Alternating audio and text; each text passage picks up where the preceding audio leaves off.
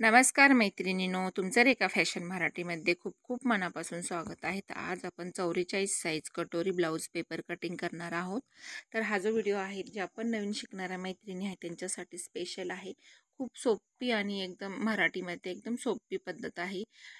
कोणालाही जमेल एवढी सोप्या पद्धतीने मी तुम्हाला आज सांगणार आहे. ते बघा, आपल्याला योगपट्टीसाठी जे मी आहे ते 1.5 इंच एक्स्ट्रा जे आहे आधी काढून घेतलेलं आहे. तर आपल्याला योगपट्टीमध्ये 1.5 इंच एक्स्ट्रा वाढवायचं असतं. तर ते मी आधीच एक्स्ट्रा काढून घेतलं. तर उंची आपल्याला घ्यायची आहे 14.5 इंच. तर 14.5 इंचामध्ये 1 इंच प्लस करायचं 15.5 इंच. शोल्डर घ्यायचा आहे आपल्याला 5.5-6 इंच. आणि मोंढा जो घ्यायचा आहे तो आपल्याला घ्यायचा आहे 6 इंच. तर 6 इंच मोंढा का घेतला आपण यावेळेस? 6 इंच मोंढा, उंची आपली ब्लाऊजची जास्त आहे तर म्हणून मी उंची मोंढा जो आहे तो 6 इंचाचा घेतला.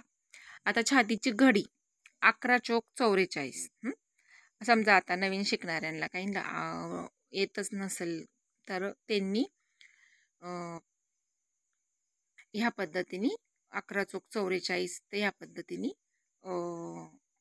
छातीची घडी टाकून घ्यायची आणि 2 इंच एक्स्ट्रा घ्यायचा आहे आपल्याला. म्हणजेच पूर्ण घडी जी आहे ती 13 इंचाची. पुढील भागाचा मागील भागाचा मोंढा जो घेतलेला आहे तो घेतला मी 1.5 इंच.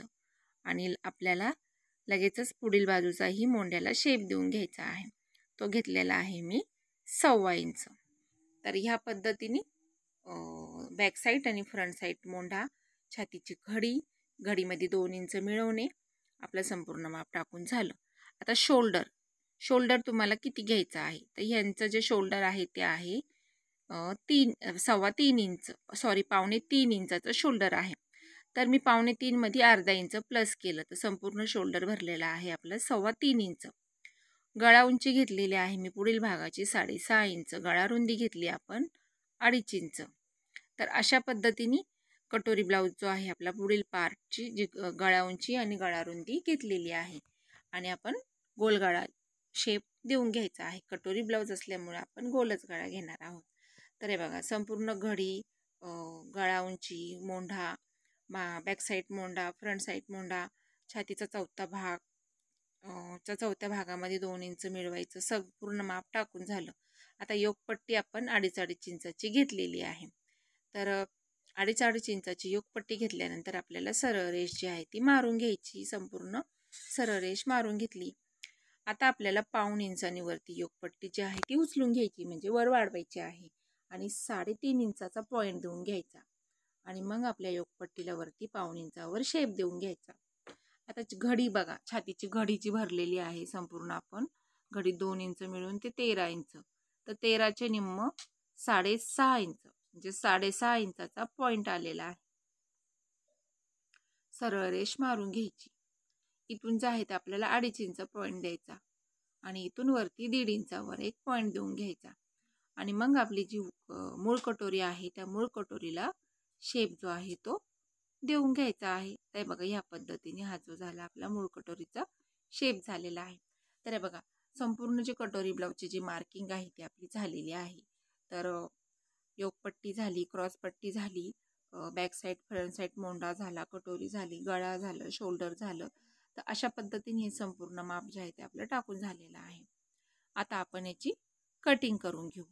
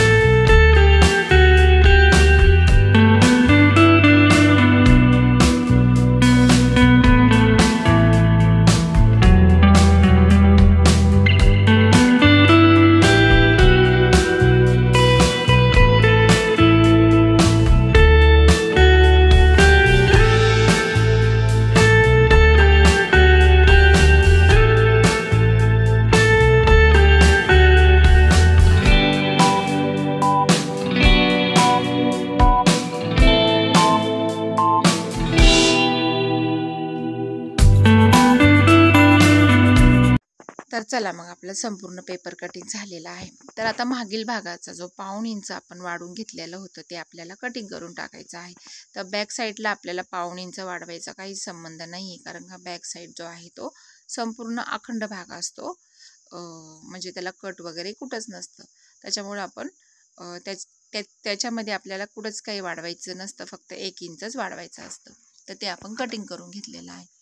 गळा उंची घेतलेले आहे मी 5.5 इंच, गळा रुंदी घेतली 3 इंच आणि वरून जे आहे ते 2.25 इंच आणि पान आकार जो आहे तो गळ्याला देऊन घेतलेला आहे. तर तुम्हाला जोही गळा आवडेल तुम्ही तो गळा देऊ शकता. आता बॅक साईडचा टक्स घेतलेला आहे मी 5 इंच, उभा 4.5 किंवा 5 इंच घेऊ शकता, आवडीनुसार आहे हा बॅक साईडचा टक्स आपण. आणि अर्धा इंचावरती बरोबर टक्स जे आहे ते मारून घ्यायचे आहे. तर चला आता आपण हेच बॅक साईडचाही 1.5 इंच आपण कटिंग करून टाकलेला आहे. बॅक साईड जो आहे तो आपला तयार झालेला आहे. तर आता बॅक साईड झाला आपला तयार. आता आपल्याला काय करायचं आहे, वाढीव कटोरी तयार करायची आहे. तर हे बघा, वाढीव कटोरी आधी आपली मूळ कटोरी जी आहे ती ठेवायची आणि आकृतीच्या कटोरीची संपूर्ण काढून घ्यायची आणि मग आपल्याला वाढीव कटोरी तयार करायची आहे. तर अशा पद्धतीने ही जी आहे आपली कटोरी झालेली आहे संपूर्ण. आता हे बघा, आपल्याला कटोरीमध्ये किती आणि कसे वाढवायचे.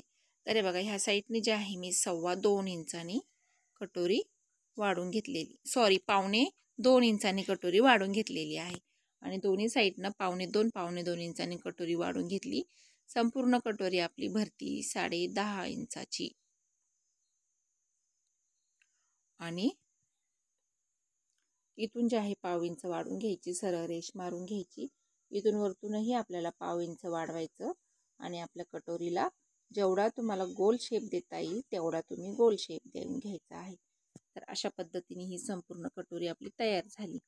तर हे बघा, मध्य टक्स आहे तो कटोरीचा आपला 5.5 इंच आलेला आहे आणि वरतून जो आहे आपण 1 इंच आणि खालती आपल्याला 1.5 इंच. तर संपूर्ण टक्स आहे तो आपला 2.5 इंचाचा भरला. 2.25 इंच आणि 2.25 पासून 2.5 इंचवर तिरकी रेष मारून घ्यायची आणि इकडूनही तीच मारायची. तर अशा पद्धतीने 44 साईजची संपूर्ण कटोरी ब्लाऊज पेपर कटिंग जी आहे ती आपली झालेली आहे.